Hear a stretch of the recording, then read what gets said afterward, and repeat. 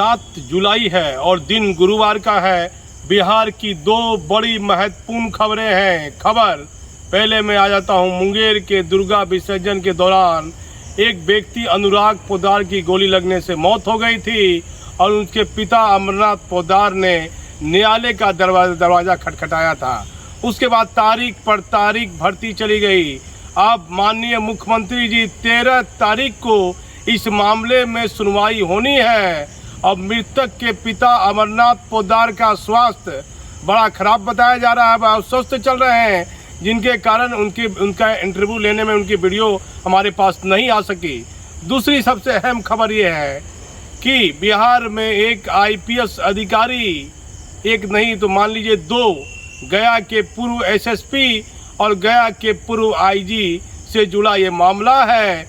मामला तो ऐसा है कि देश ही नहीं विदेश में भी लोग इस खबर पर ध्यान देंगे कि एक IPS अधिकारी किस तरह पद पर रहते हुए अपने पद का दुरुपयोग करता है। माननीय मुख्यमंत्री जी, पूर्व IG अमित लोढ़ा पर DGP ने जो अनुशंसा की है उसमें 10 बिंदु का उल्लेख किया है और वह बिंदु बहुत गंभीर है। माननीय मुख्यमंत्री जी, वह फाइल होम विभाग में गई है। आपसे रिक्वेस्ट है कि कम से कम आप देखिए, एक आम व्यक्ति जब कोरोना महामारी के दौरान मास्क नहीं लगाता था और बिना हेलमेट से गाड़ी से चलता था तो आपकी पुलिस उसे कानून का भय दिखाकर फाइन काटती थी। और एक महत्वपूर्ण पद पर गया जैसे मगध जैसे रेंज पर अमित लोढ़ा ने रहकर अपने पद का कैसे कैसे दुरुपयोग किया है। किस लिए किया? क्या लालच में किया? पैसों के लिए किया? भ्रष्टाचार में लिप्त होने के कई पुख्ता प्रमाण बिहार के DGP SK सिंघल ने लिखे हैं। अब बिहार के मुख्यमंत्री नीतीश कुमार को देखना होगा कि आपके बिहार में एक ऐसा IG है जिन्होंने अपने पद पर रहते हुए क्या ना नहीं किया।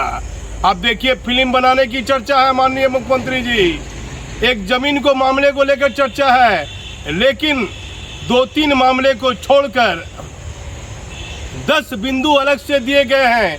किस तरह पद पर रहते हुए अपने पद का दुरुपयोग IPS अधिकारी करते हैं। इतनी बड़ी पढ़ाई पढ़कर आते हैं, दुरुपयोग करने के लिए इतनी पढ़ाई पढ़ते हैं। देश में बैठी जांच एजेंसियां, जो केंद्रीय जांच एजेंसी है वह क्या कर रही है, CBI जैसी जांच एजेंसी क्या कर रही है। एक IG बहुत कुछ करता रहा, नियम और कानून को ताक पर रखता रहा, लेकिन देश की जांच एजेंसियां को नहीं मालूम पड़ा कि गया में एक IG क्या क्या गुल खिला रहा है। बिहार के DGP ने 5 जुलाई के तारीख में दस्तखत किए हैं और ये आदेश करीब 2 से 3 पन्ने का आदेश है।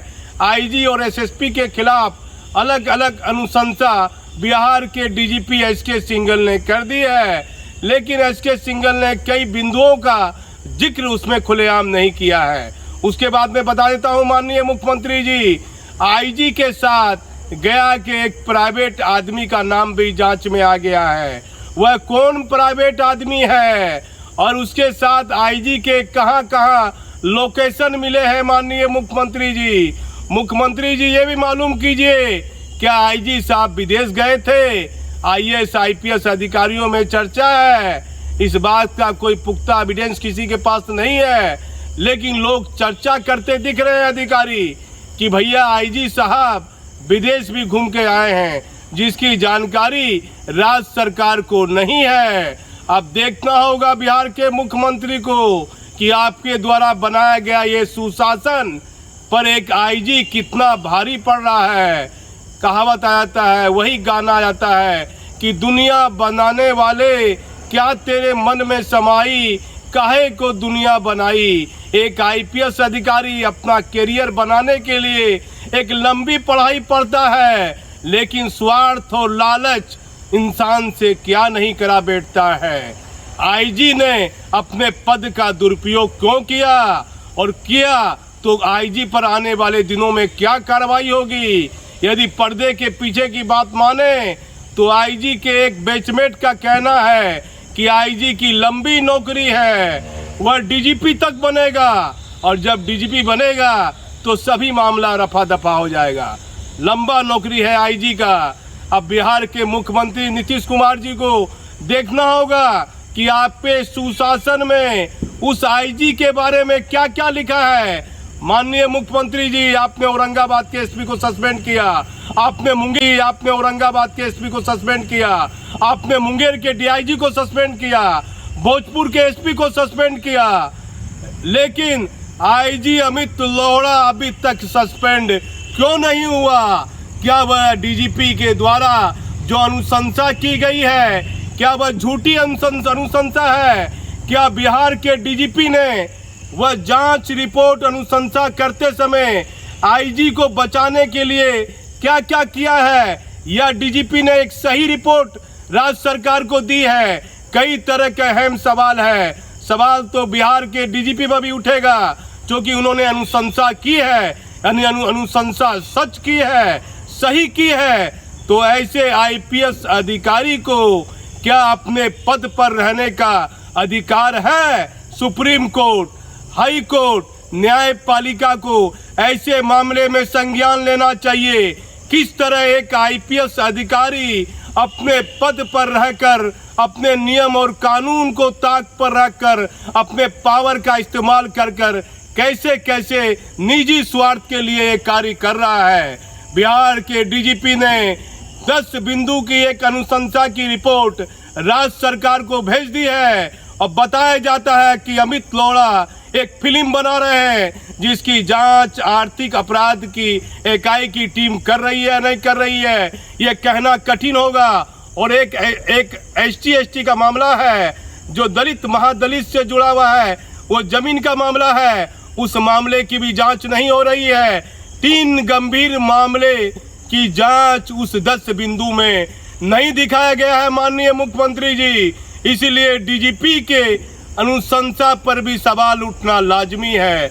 बताया जाता है कि विदेश गए थे और राज्य सरकार से अनुमति नहीं ली थी। हमारा काम नहीं है, हमारा काम नहीं है, मैं सच दिखाने का जरिया हूँ। क्या आईजी साहब विदेश गए थे? और क्या विदेश गए थे तो राज्य सरकार से अनुशंसा ली थी?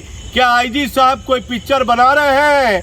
क्या आईजी साहब ईमानदार है तो कोई दलित के मामले में, क्या जमीन के मामले में कोई केस में भारी गड़बड़ी की है, जिसमें एक व्यक्ति के बारे में, पाकिस्तान में जन्म लेने का पासपोर्ट के बारे में कई महत्वपूर्ण तथ्यों का उल्लेख किया गया है? किस लिए बनी है केंद्रीय जांच एजेंसी?